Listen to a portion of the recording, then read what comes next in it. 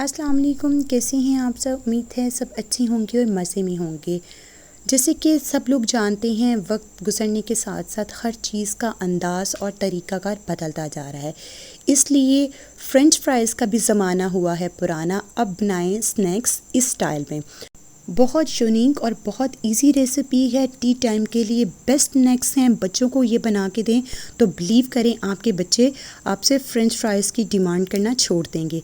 तो बनाना स्टार्ट करते हैं। सबसे पहले मैंने हाफ़ के जी आलू ले लिए थे, उनको छील के हमने बॉईल कर लिया। फुल डन आपने बॉईल करना है और छील के ही आपने आलूओं को बॉईल करना है। जब आलू अच्छे से बॉईल हो गए तो उनको श्रेडर की मदद से श्रेड कर लेना है। ये देखें, ये हमारे पास श्रेड होके आ गए हैं। अब इसमें थोड़ी सी स्पाइसेस ऐड करते हैं। काली मिर्च आएगी इसमें हाफ़ टी स्पून, मोटी कुटी लाल मिर्च आएगी हाफ़ टी स्पून और 1 टीस्पून इसमें जाएगा नमक। ये आधा किलो के लिए बिल्कुल बेस्ट रेशो है स्पाइसेस का। अगर आपको थोड़ा स्पाइसी पसंद हो तो आप इसमें मोटी कुटी लाल मिर्च की मिक़दार को बढ़ा सकते हैं। सब चीज़ों को अच्छे से मिक्स करेंगे ताकि जितने स्पाइसेस हमने इसमें ऐड किए हैं वो आलूओं में अच्छे से मिक्स हो जाएं। जब सब चीज़ें अच्छे से मिक्स हो जाएंगी तो इसमें एक ख़ास इंग्रेडिएंट ऐड करेंगे जिससे इसके टेस्ट में भी बहुत ज़्यादा इजाफा होगा, इसको क्रिस्पी करेगा, क्रंची करेगा। और मैं आगे जाके आपको बताऊंगी कि किस टेस्ट पे आप इसको फ्रीज़र में स्टोर करके भी रख सकते हैं 15 दिनों के लिए। हमने इसमें ऐड कर दिया है 5 टेबलस्पून कॉर्नफ्लावर। अगर कप्स के हिसाब से होगा तो ये हाफ़ कप है।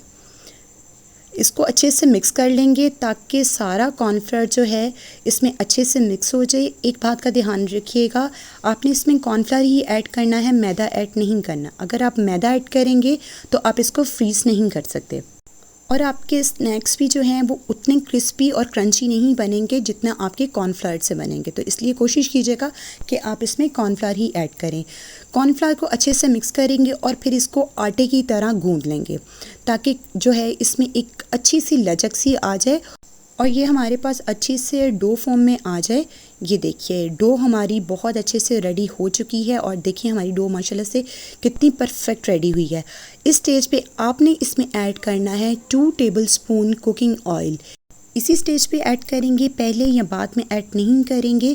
कुकिंग ऑयल डालने का आपको ये फ़ायदा होगा कि आपके स्नैक्स जो हैं वो बहुत ज़्यादा क्रिस्पी बनेंगे और अंदर से उतने ही सॉफ्ट होंगे।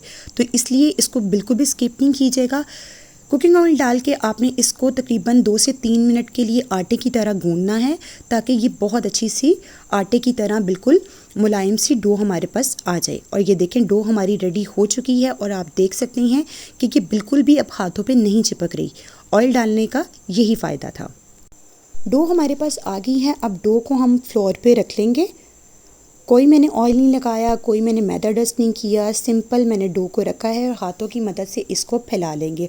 और आप देख सकते हैं कि डो हमारी कितनी अच्छी सॉफ्ट रेडी हुई है और बिल्कुल भी हाथों पे नहीं चिपक रही। अगर आप चाहें तो आप हाथों की जगह बेलन का भी इस्तेमाल कर सकते हैं, जो आपको बेहतर लगे, जो आपके लिए ईजी हो उस चीज़ को यूज़ कर लीजिएगा। अब एक नाइफ़ लेंगे और इसको चारों साइड से बिल्कुल स्ट्रेट हम कट कर लेंगे। साइड्स जो हैं वो बिल्कुल भी वेस्ट नहीं होंगी। दोबारा से हम इसको सीधा करके बेल के हम इसको दोबारा से अपनी उसी फॉर्म में ले आएंगे। ये देखिए, ये माशाल्लाह से हमारे पास स्क्वायर फॉर्म में आ गई है। आपको जो शेप पसंद हो, गोल पसंद हो, चौकोर हो, ट्रायंगल हो, जो शेप आपको पसंद हो आप इस डो को वो शेप दे सकते हैं। ये आपकी मर्ज़ी पे डिपेंड करता है कि आप इसको कौन सी शेप देना चाहते हैं। अब नाइफ़ पे हल्का हल्का ऑयल लगाते जाएंगे और इसकी इस तरीके से कटिंग करते जाएंगे।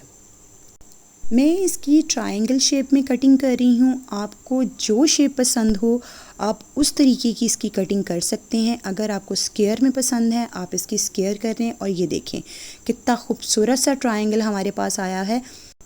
माशाल्लाह से देखें कि कितना खूबसूरत ट्रायंगल, कितनी खूबसूरत शेप्स आई हैं हमारे पास। अब एक एक पीस को उठाते जाएंगे और साइड पे रखते जाएंगे। आपको कोई मैदा डस्ट करने की ज़रूरत नहीं है, कोई प्लेट या आपको नीचे ऑयल लगाने की ज़रूरत नहीं है। आपकी डो जो है वो बिल्कुल भी नहीं चिपकेगी। और ये देखें, थोड़ा सा उसको सेट करते जाएंगे ताकि इसकी शेप जो है वो ख़राब ना हो। ये बिल्कुल भी आपके हाथों पे नहीं चिपकेगी। सिर्फ कटिंग के दौरान आपने नाइफ़ पे हल्का हल्का ऑयल लगाना है ताकि ये नाइफ़ पे थोड़ा सा चिपके नहीं। इस स्टेज तक आपको हमारी रेसिपी ज़रा भी अच्छी लगी है तो काइंडली वीडियो को लाइक कर दीजिएगा और अगर चैनल पे नए आए हों तो सब्सक्राइब कर लीजिएगा।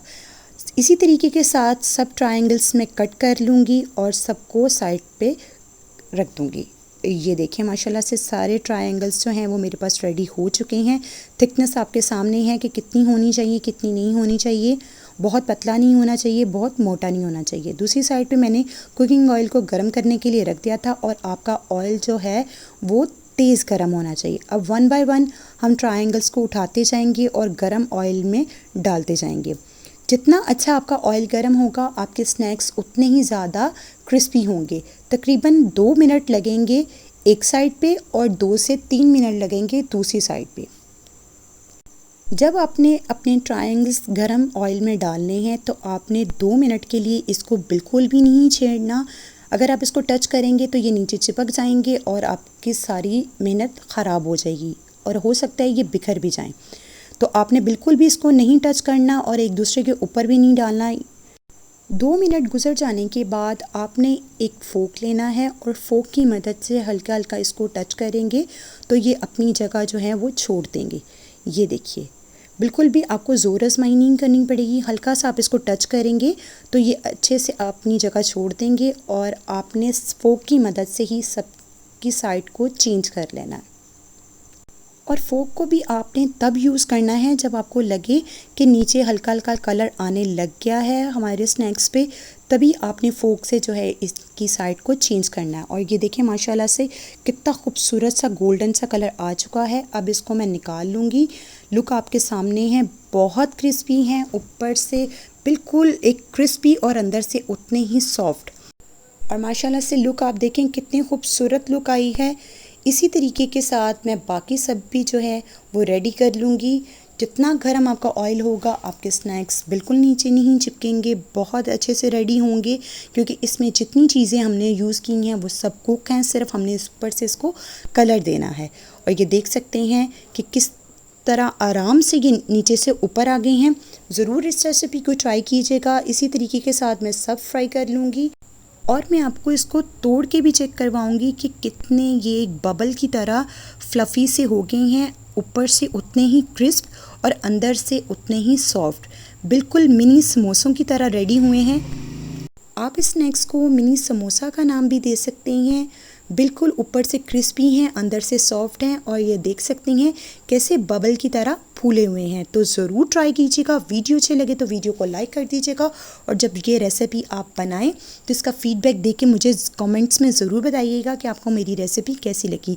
दुआ में याद रखिएगा और अपना फ़ीडबैक देख के ज़रूर बताइएगा। इस रेसिपी को अपने प्यारों के साथ, अपने दोस्तों के साथ ज़्यादा से ज़्यादा शेयर कीजिएगा ताकि वो भी इस रेसिपी को बना सकें और अपने प्यारों के साथ, अपने दोस्तों के साथ, अपने बच्चों के साथ टी टाइम पे इस रेसिपी को एंजॉय कर सकें। तो ज़रूर बताइएगा कि आपको ये हमारी रेसिपी कैसी लगी। दुआ में याद रखिएगा। अल्लाह हाफ़िज़।